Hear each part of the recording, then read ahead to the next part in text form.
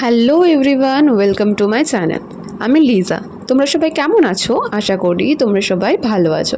আজকে আমি তোমাদের সাথে শেয়ার করব একটি রিয়েলিস্টিক ক্রাফট পেন্টিং। আমি আগে কখনো এরকম রিয়েলিস্টিক পেন্টিং করিনি, খুব ভয়ে ভয়ে পেন্টিংটা শুরু করেছি। ভিডিও শুরুতে যে ছবিটি তোমরা দেখলে সেই ছবিটিকে রেফারেন্স হিসেবে নিয়ে শুরু করেছি আমি আঁকাটা। আচ্ছা, তোমরা অনেকেই জিজ্ঞাসা করেছো আমি এই পেন্টিংগুলো কিসের ওপর বানাই। আমি তো পেন্টিংগুলো বানানোর জন্য সার্কেল উডেন ব্লক ইউজ করি। আমি ফ্লিপকার্ট থেকে অর্ডার করেছিলাম।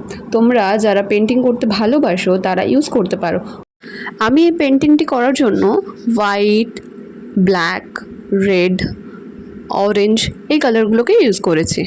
ফার্স্টে আমি উডেন ব্লকটিকে হোয়াইট দিয়ে কালার করে ওটা শুকিয়ে নিয়েছিলাম। তারপরে একটা রাফ স্কেচ করে নিয়ে আমি এই পেন্টিংটি স্টার্ট করেছি। রাফ স্কেচ করে নেওয়ার ফলে কি হয়, তুমি ইজিলি কালারগুলোকে ফিল করতে পারবে আর শেডিংগুলো করতে পারবে।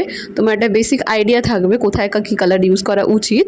তো সেইভাবে আমি সেই স্টেপগুলোকে ফলো করেই কমপ্লিট করে থাকি।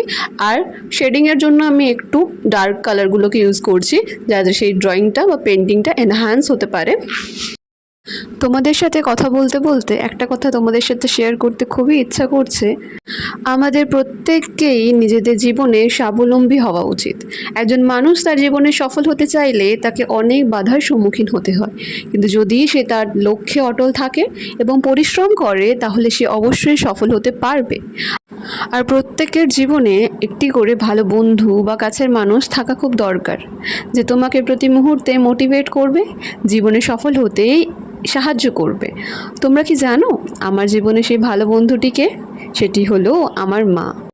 আমার মা আমাকে অনুপ্রেরণা দেয়, উৎসাহিত করে, জীবনে সফল হতে সাহায্য করে।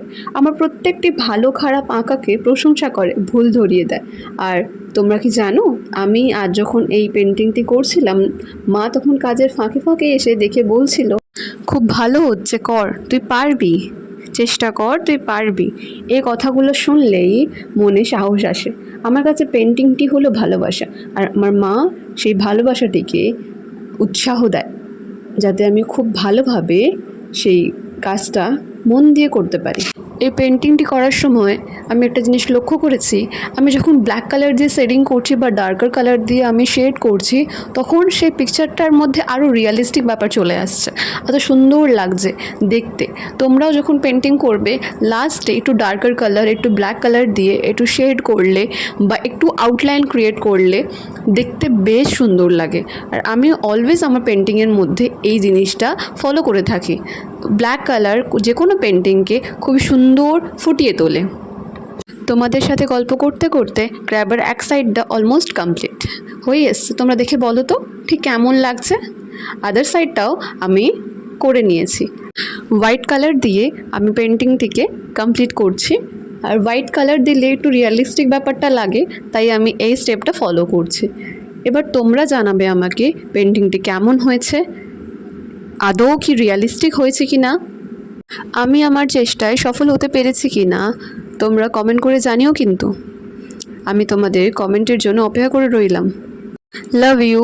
আবার দেখা হবে অন্য কোনো ভিডিওতে, তোমাদের সাথে গল্প হবে। তোমরা সবাই ভালো থেকো, সুস্থ থেকো।